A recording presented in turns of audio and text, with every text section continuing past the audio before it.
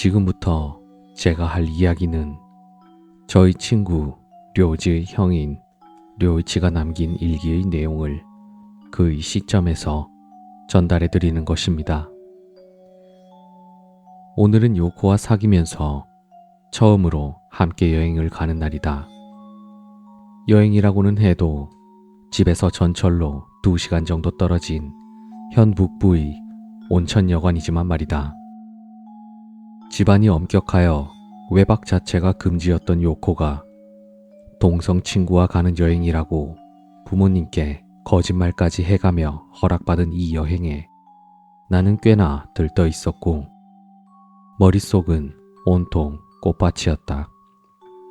여느 때와 같은 길이지만 아주 특별한 기분에 연신 웃음꽃을 피우며 출발한 우리는 함께 사진도 찍고 유명한 맛집을 돌아다니며 여행 첫날의 기분을 만끽했다.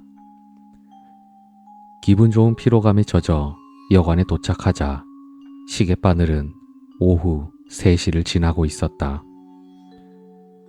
2층 건물로 작고 낡아 보였지만 이래 봬도 노천탕까지 있는 여관이었다.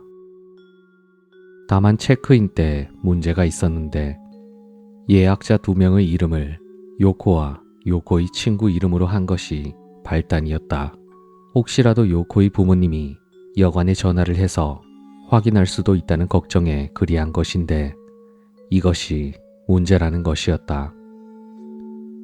저기 원래 오기로 했던 친구가 사정이 생겨 대신 다른 사람이 왔는데요. 불안한 표정으로 요코가 말했다. 대단히 죄송합니다만 준비된 방은 여성 전용이라서 남성 고객님께서는 숙박이 불가능하십니다. 나머지 객실은 모두 예약이 완료된 상태라 변경도 힘들 것 같습니다. 데스크의 직원분이 이상할이 많지 단호한 태도로 대답했다. 온천여관에 여성 전용 객실이 있다는 것 자체도 처음 듣는 이야기였으며 요코와의 하룻밤에 큰 기대를 하고 있었던 나는 기분이 나빠져 그게 무슨 소리냐며 따졌다. 정말 죄송합니다. 이유 막론하고 저희 쪽 설명이 부족했던 탓이므로 전액 환불을 해드리겠으니 다른 숙소를 알아보시겠습니까? 아니, 이미 예약 당시에 이곳 말고는 모두 만실이었습니다. 겨우 이곳을 예약하고 기대를 많이 하고 왔는데요. 부탁드립니다. 동생이 정말 많이 기대하고 준비한 여행이었는데 친구가 갑자기 못 간다는 연락을 받고 곤란해하길래 오빠인 제가 함께 오게 된 것입니다. 요코는 울상이 되어 떨리는 목소리로 말했고 순간 나는 여자친구보다 남매라고 밝히는 것이 어떻게든 될 것 같다는 생각에 태도를 바꿔 간절하게 부탁했다. 아, 남매. 가족분이셨나요? 혹시 실례지만 무언가 증명이 가능한 것을 갖고 계십니까? 직원의 태도가 갑자기 부드러워졌다. 남매라면 괜찮다는 건가? 나는 이 가족 작전을 밀어붙이고자 끈덕지게 물고 늘어졌다. 저기 여행을 가면서 가족 증명 서류를 갖고 다니지는 않잖습니까? 전세탕도 이용하지 않겠습니다. 숙박만 할 수 있게 해주시면 안 될까요? 부탁드립니다. 가족 증명서가 없으면 숙박이 불가능하다는 법이 있을 리 만무하다. 여관의 규약에는 있을지도 모르겠지만 어떻게든 될 것이다. 1시간 정도 진땀나는 대화를 나눈 끝에 결국 직원은 요코의 눈물에 무릎을 꿇었다. 알겠습니다. 그럼 숙박 절차 진행을 도와드리겠습니다만 정말 신뢰되는 말씀이지만 불건전한 행위만큼은 절대로 하시면 안 됩니다. 남매라고 하시니 아무 문제 없겠지만 해당 객실의 안내 매뉴얼상 반드시 고지해야 하는 내용이니 양해 바랍니다. 짜증과 실망이 뒤엉켜 최악이 된 기분이 폭발하기 직전 모든 일이 해결되는 듯 보였다. 16시가 넘어서야 겨우 방에 들어갈 수 있었던 우리는 서둘러 각자 온천욕을 했고 저녁으로 해산물 요리를 마음껏 즐길 수 있었다. 목욕을 마친 요코의 새하얀 피부와 뒤로 넘긴 검은색 머리칼은 그날따라 너무나도 매력적이었고 나는 유카타 차림의 그녀를 넋놓고 쳐다볼 수밖에 없었다. 당연히 우리들은 여관 직원의 충고를 무시한 채 그 불건전한 행위를 밤늦게까지 계속했다. 이상한 일이 일어난 것은 심야 새벽 즈음이었다. 술을 마신 탓인지 한밤중에 화장실이 가고 싶어 눈이 떠졌고 요코의 숨소리를 몇 초간 흐뭇하게 들은 후 몸을 일으켰다. 아니, 일으키려 했다. 마치 내 것이 아닌 듯 딱딱하게 굳어버린 몸은 눈동자를 굴리는 것을 제외한 모든 움직임을 거부하고 있었다. 가위에 눌렸나? 평소 같았으면 움찔하고 무서웠을 상황이지만 곁에는 요코도 있었고 흥분이 채 가시지 않은 것도 있어서 딱히 무섭거나 당황하지는 않았다. 그저 조금 있으면 풀리겠거니 하며 느긋하게 실내를 여기저기 눈동자를 굴려가며 구경했다. 실수였다. 이불 옆 잠든 요코의 건너편에 있는 벽장문이 4분의 1 정도 열려 있었다. 그리고 벽장 안에 그것이 있었다. 벽장의 어둠 속에서 그것이 이쪽을 바라보고 있었다. 검은색 종이에 얼굴만 그려놓은 것 같이 어둠 속에 떠있는 풍선처럼 새하얀 얼굴이 그곳에 있었다. 어깨에 살짝 닿을 길이의 머리칼은 엉망진창으로 엉킨 실타래 같은 상태였고 근거는 없었지만 여자로 보였다. 옷깃까지밖에 보이지 않았지만 갈색 혹은 금색 옷감의 기모노를 입고 있는 것 같았다. 그 얼굴은 증오로 가득 찬 표정으로 이쪽을, 나를 노려보고 있었다. 눈썹은 깎아내기라도 한 듯 하나도 없었으며 동공은 하얗게 오염된 검은색이었는데 TV에서 본 백내장 환자의 눈동자와 비슷했다. 그리고 그 주위를 시뻘겋게 물든 핏덩어리 같은 것이 감싸고 있었다. 설명하면서도 소름 끼치는 이 두 눈을 터질 듯이 부라리며 이쪽을 바라보고 있었다. 충격과 공포에 되담한 비명 같은 신음소리가 내게서 흘러나왔다. 눈을 감고 싶었으나 어째선지 방금까지 잘만 움직였던 내 눈은 더 이상 말을 듣지 않았다. 시간이 멈춘 듯한 상태로 모든 신체의 자유를 잃은 채 증오로 가득 찬 눈동자를 마주해야 했다. 무서워. 요코, 일어나. 요코. 그러자 갑자기 나를 노려보던 얼굴이 씩하고 기묘하게 일그러지며 미소를 띄었다. 어둠 속에서 새하얀 손이 하나, 둘, 벽장문을 어루만지듯 나타나더니 천천히 문을 열었다.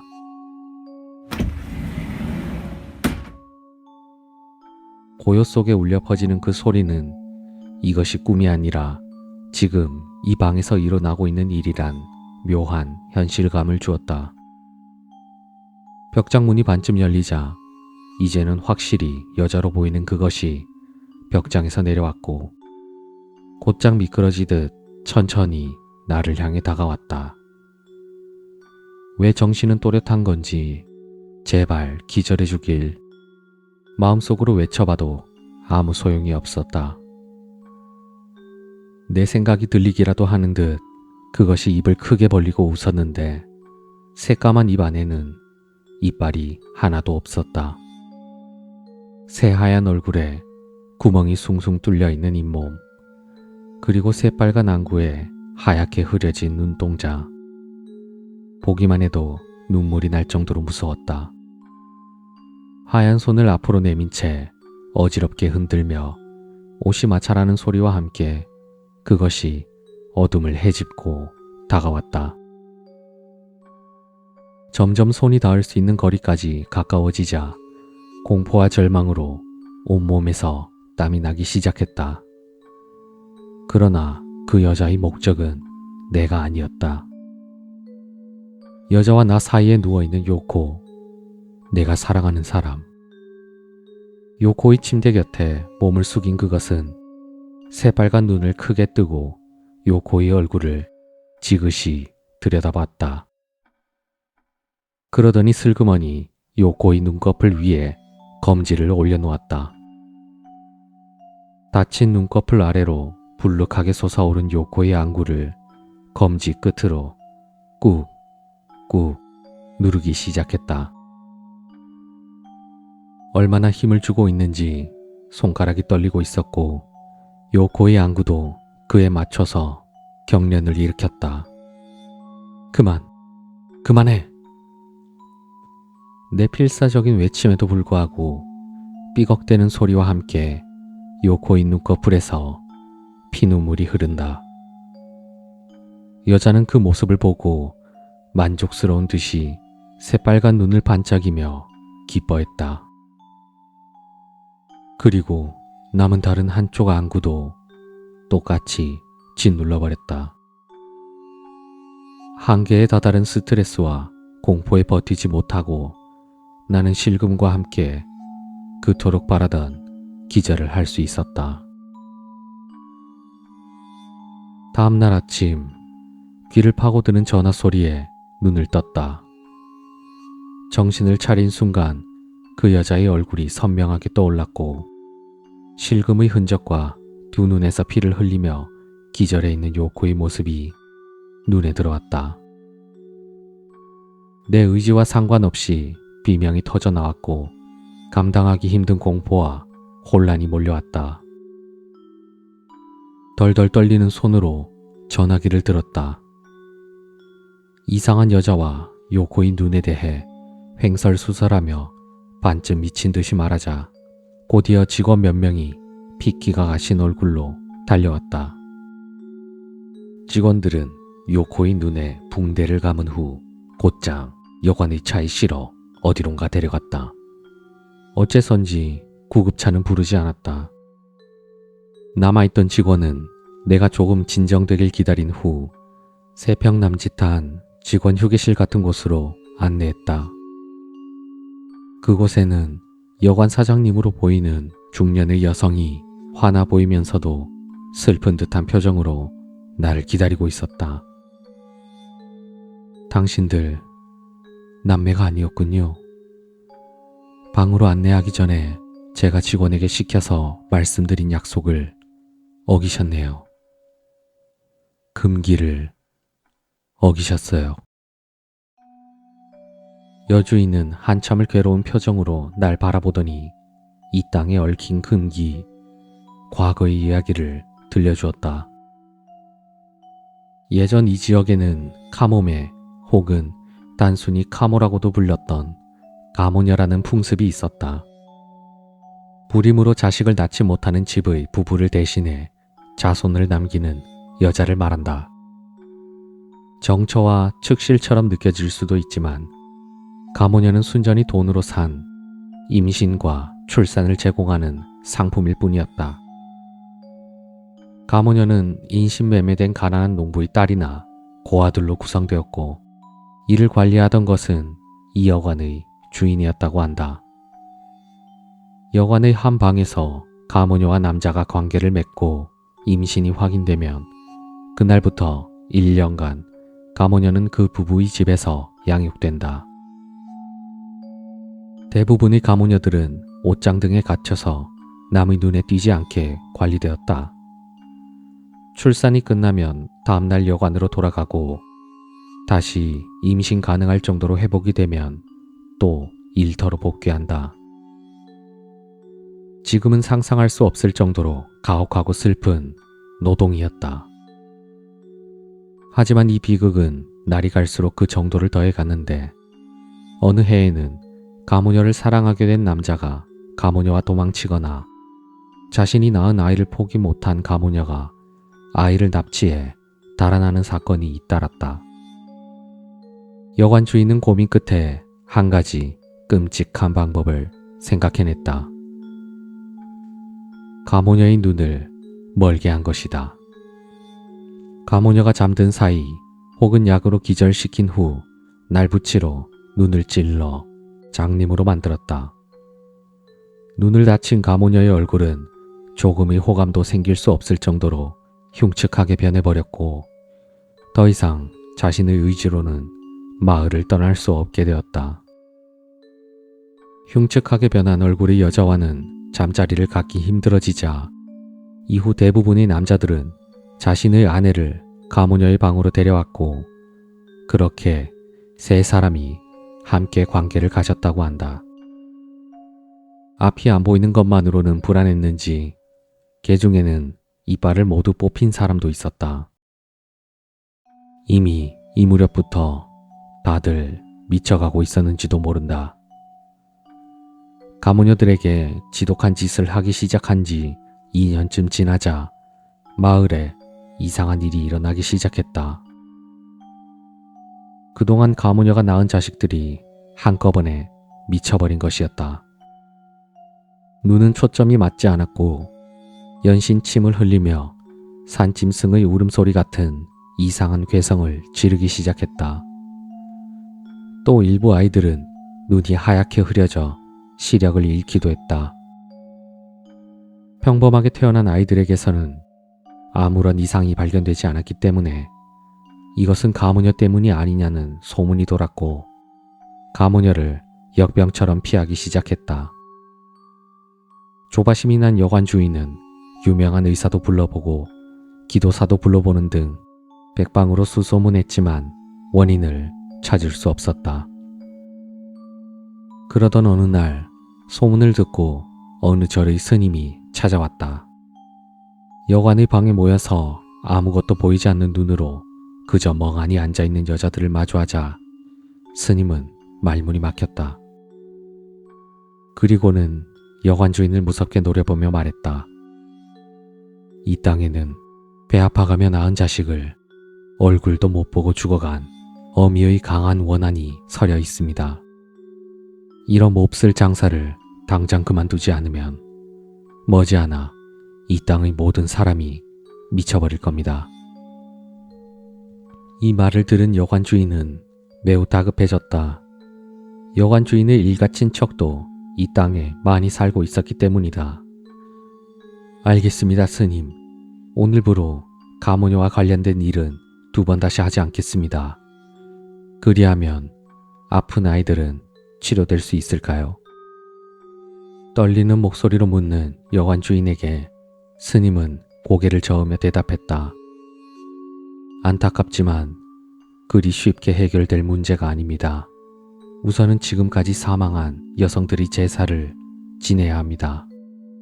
일단 무덤을 만들어 묻어는 주었습니다만. 땅 주인의 대답에 스님은 다시 고개를 저으며 말했다. 그것만으로는 부족합니다. 우선 작은 바구니를 준비하시지요. 스님의 말에 따라 여관 주인은 여종에게 벼루만한 작은 바구니를 가져오게 했다.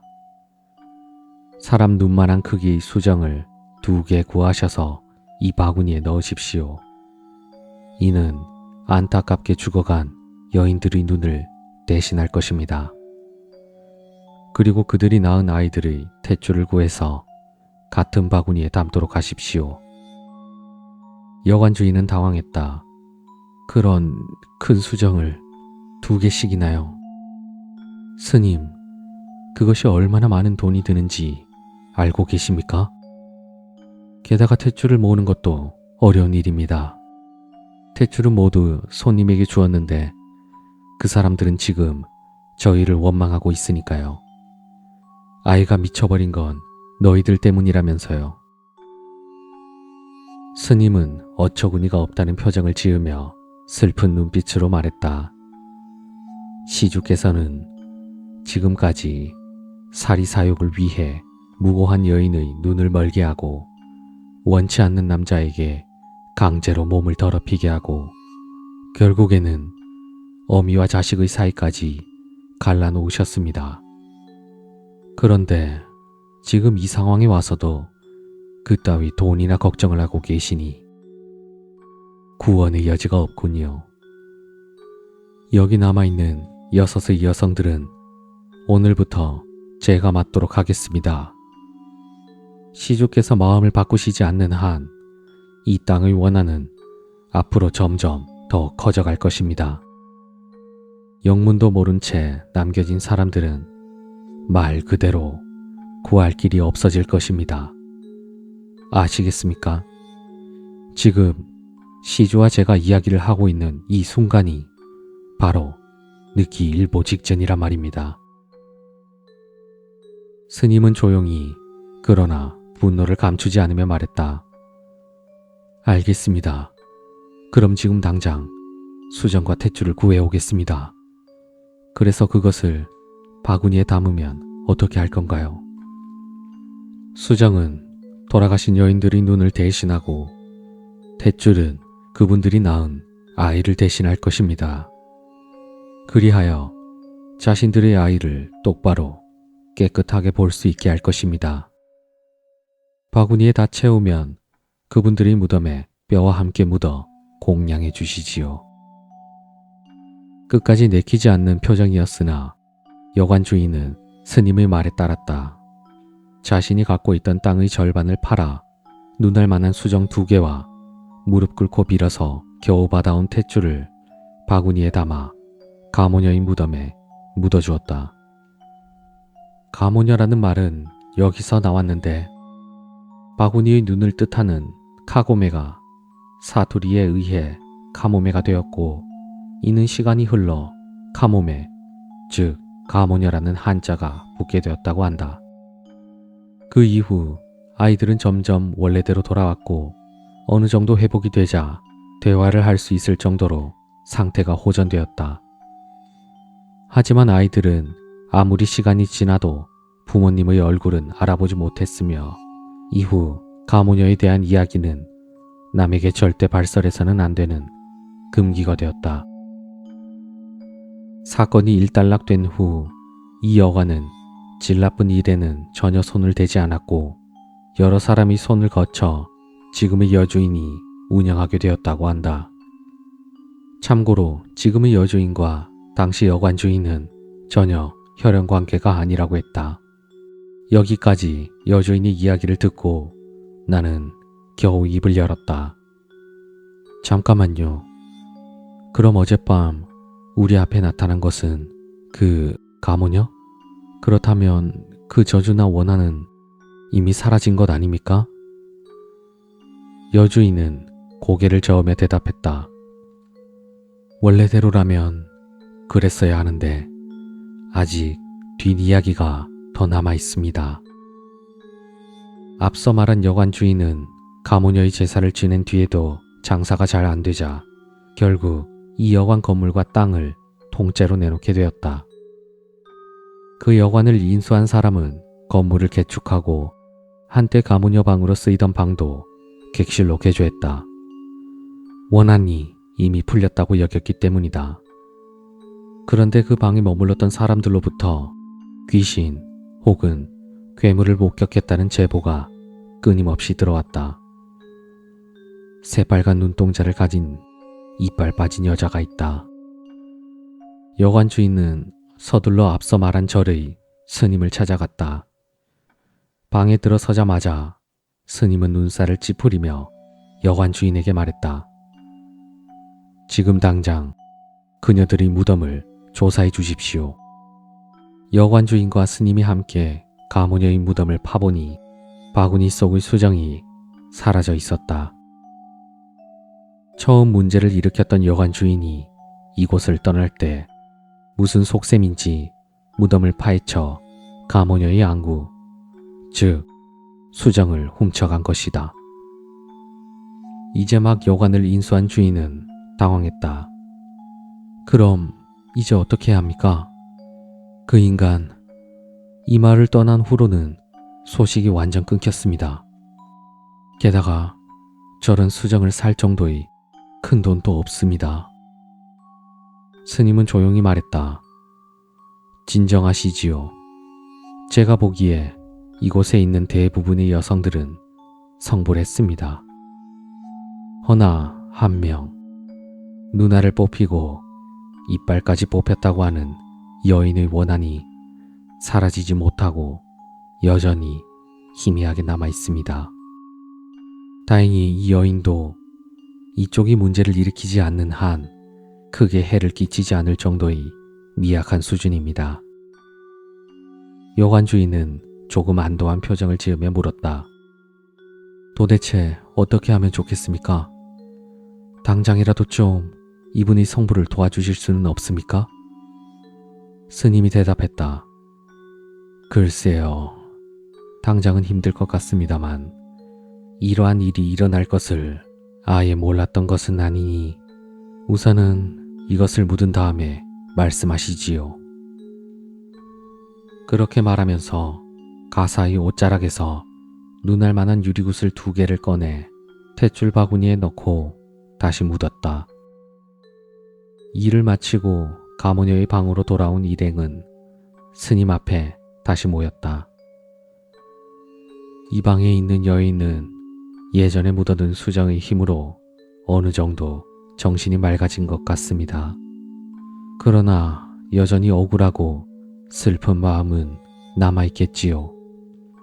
그런 대접을 받았으니 어쩔 수 없겠지만 하지만 지금부터 말씀드리는 규칙만 지킨다면 이 방을 객실로 사용하는 데는 아무런 지장이 없습니다. 여관 주인은 깜짝 놀랐다. 이런 귀신이 나오는 방을 객실로 써도 된다는 말씀이십니까? 스님은 조용히 하지만 무서운 표정으로 다음과 같이 말했다. 지금부터 제가 말씀드리는 규칙을 반드시 지켜야 합니다. 하나, 가급적 남녀 짝을 이루지 말 것. 남자와 여자가 함께 묵으면 이 여자는 옛날의 가증스러운 일을 떠올리며 옷장 안에서 그들을 바라보게 될 것입니다. 단순히 들여다보는 것만으로 특별히 해를 끼치지는 않겠지만 그래도 눈이 마주친 사람은 깜짝 놀랄 테니까요. 가족이라도 남녀가 함께 있다면 나타날 겁니다. 여관 주인은 스님의 말에 대답하며 그 내용을 열심히 받아 적었다. 다음 둘째인데 이건 중요합니다. 이 방에서 부정한 행위를 절대로 해서는 안 됩니다. 그것은 반드시 저것의 영린을 건드리게 될 것입니다. 어떤 짓을 할지는 모르겠지만 그것이 무엇이 되었건 여러분께 아주 심각한 해를 끼칠 것입니다. 여관 주인은 몸을 떨며 물었다. 하지만 스님, 그렇게 무서운 귀신이라면 이 방은 그냥 닫아버리는 게 차라리 낫지 않겠습니까? 스님은 조용히 고개를 끄덕인 후 대답했다. 단순히 생각하자면 그런 이야기가 되겠지만 글쎄요. 최종적으로 결정하는 것은 이 여관의 주인인 시주께서 결정할 일이지요. 하지만 나쁜 귀신이라기보다는 불쌍한 것입니다. 화나게 하지 않으면 나오지 않을 것이고 오히려 불임의 병을 앓고 있는 분들에게는 반대로 좋은 은혜를 베풀어 줄지도 모르겠습니다. 부처님도 우리의 업에 따라 복과 화를 각각 주시는 분이니까요.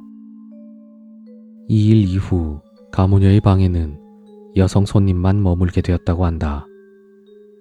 불임의 효과가 있다는 소문까지 퍼지면서 어느 정도 번창하기도 했다. 그러나 역시 그 중에는 나와 요코처럼 규칙을 어기는 손님도 있었던 모양이다.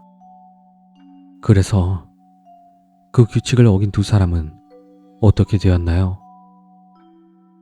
나는 등줄기에 땀을 흘리며 여주인에게 바짝 다가갔다. 당신이 겪은 것과 같은 사고를 당했습니다.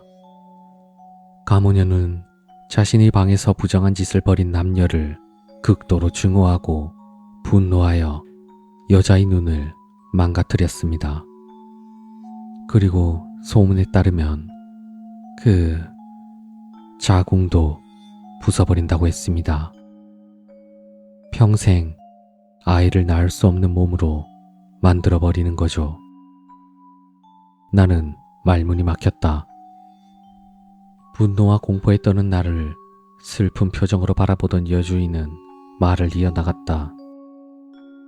저도 여기서 더 말씀드리기는 너무 괴롭습니다만 두 눈을 잃은 여성은 우선 안구가 새빨갛게 물들고 눈동자가 하얗게 흐려집니다. 아마 손님이 보신 것과 같은 눈이 될 것입니다. 또 걸을 때마다 상상할 수 없을 정도의 고통을 느낀다고 합니다. 그러나 절대 비명을 지르지 못하는 것 같습니다. 대신 심한 안장다리가 된다고 합니다. 나는 심장이 쥐어짜지듯 고통스러워졌다. 요코는 지금 어디에 있나요? 해결할 다른 방법은 없나요?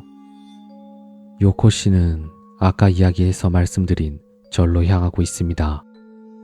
가모녀에게 눈을 잃은 여성은 완전히 시력을 잃기까지 3일이 걸린다고 합니다. 그 3일 동안 요코 씨는 요코 씨가 아니게 됩니다. 가모녀가 빙의된 것입니다. 그리고 그 사흘 동안 남자를 당신을 찾아내어 홀리게 합니다. 3일. 나는 마른 침을 삼키며 대답했다. 네, 3일입니다. 그러니 손님께서는 당장 집으로 돌아가서 3일 동안 절대로 집 밖으로 나오지 마세요. 3일이 지나면 요코 씨는 시력을 완전히 잃게 되고 가모녀는 다시 떠나게 됩니다. 하지만 요코 씨가 원래의 상태로 돌아오지는 못할 겁니다. 그런 요코 씨라도 만나고 싶으시다면 3일을 무사히 보내셔야 합니다. 가모녀가 3일 동안만 눈을 볼 수 있었던 것은 무덤의 바구니에 담긴 유리구슬 때문이라고 한다. 만약 그것이 유리가 아니라 이전의 수정이었다면 그 기간은 한 달 이상이 되었을 것이라고 했다. 하지만 그런 것은 지금의 나에게 아무 상관이 없었다. 지금 당장 집으로 돌아가야 한다. 그리고 3일이 지나면 반드시 요코를 데리러 가서 그 후에 요코의 부모님 앞에 머리를 박고 사죄를 하고 그리고 요코의 남은 평생을 내가 책임질 것이다. 겨우 정신줄을 붙잡아가며 이후의 일을 떠올리고 있는데 복도를 뛰어다니는 소리가 들리더니 방의 미닫이 문이 벌컥 열렸다. 열린 문 너머로 요코의 부모님이 계셨다. 요코의 어머니가 나를 향해 성큼성큼 걸어오시는가 했는데 입안에서 비릿한 쇠맛이 퍼졌다. 뺨을 한 대 얻어맞은 건지 입안이 찢어졌다.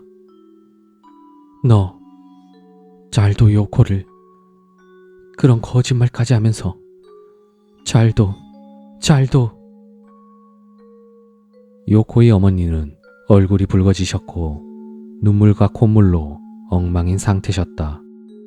요코의 아버지도 가만히 나를 노려보고 있었다. 남자친구라면 왜 그 애를 지켜주지 못했어? 왜 너 혼자 아무렇지도 않게 요코만 저렇게. 쉴 새 없이 흘러내리는 눈물 탓에 화장이 번져 요코 어머니의 눈 주위가 새까맣게 물들어갔다. 여관의 연락을 받고 이곳에 오기 전 먼저 절에 들려 요코의 모습을 보고 온 것 같았다. 정말 죄송합니다. 이 책임은 반드시 지겠습니다. 평생을 걸고 갚겠습니다.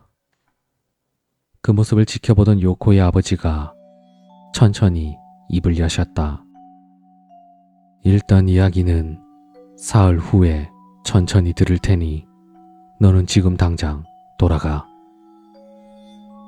스님 쪽에서 이미 두 분에게도 가모녀에 관한 일을 설명해 주셨던 모양이다. 나는 어찌할 바를 몰라 바닥에 머리를 박고 엎드린 자세로 한동안 침묵을 지켰다. 부탁이니 그냥 빨리 돌아가. 다시 아버지의 목소리가 들려왔고 어깨를 두드리시며 집으로 돌아가라고 재촉하셨다. 나는 서둘러 짐을 챙겨 여관을 떠나 전철에 몸을 실었다. 불과 하루 만에 완벽히 정반대의 기분이 되어 하염없이 달리길 2시간. 드디어 내가 살고 있는 마을로 돌아왔다. 익숙한 풍경을 눈에 담으며 혹시나 모든 것이 꿈이었을까 하는 이기적인 현실 도피를 하고 있는데 마치 그렇게는 두지 않겠다고 말하듯 핸드폰이 울렸다. 여관이었다. 여보세요? 료이치님의 번호인가요? 저는 료이치님께서 방문해 주신 여관의 여주인입니다. 나는 여주인의 낯선 목소리 톤에 불안해졌다. 네, 맞습니다. 아까는 정말 수고 많으셨습니다. 아, 다행이다. 아직 별일 없으신 것 같네요. 사실 방금 전에 절에서 연락이 왔는데 요코 씨가 절에서 사라졌다고 합니다. 스님이 잠시 눈을 뗀 사이 가족들이 강제로 요코 씨를 묶고 있던 밧줄과 부적을 풀어준 후 함께 절을 떠난 것 같습니다. 스님이 곧 요코 씨의 집으로 가신다고 하는데 3일 동안은 부디 꼭 몸 조심하세요. 절대로 밖으로 나가지 마세요. 그리고 가급적 목소리도 내지 마세요. 가모녀는 귀가 정말 박습니다. 나는 핸드폰을 귀에 대고 있다가 순간 피가 거꾸로 솟구쳐 그 자리에 쓰러질 뻔했다. 어젯밤 그것의 무서운 얼굴이, 부릅뜬 새빨간 눈이, 그 웃음이, 이빨 빠진 구멍 같은 입이 천천히 차례차례 뇌리를 스쳐갔다. 통화를 마친 후 멍하니 서 있던 역에서 전속력으로 집으로 돌아와 방에 틀어박혔다. 가족들이 내 모습에 걱정하며 무슨 일인지 물어왔지만 아무 대답도 할 수 없었다.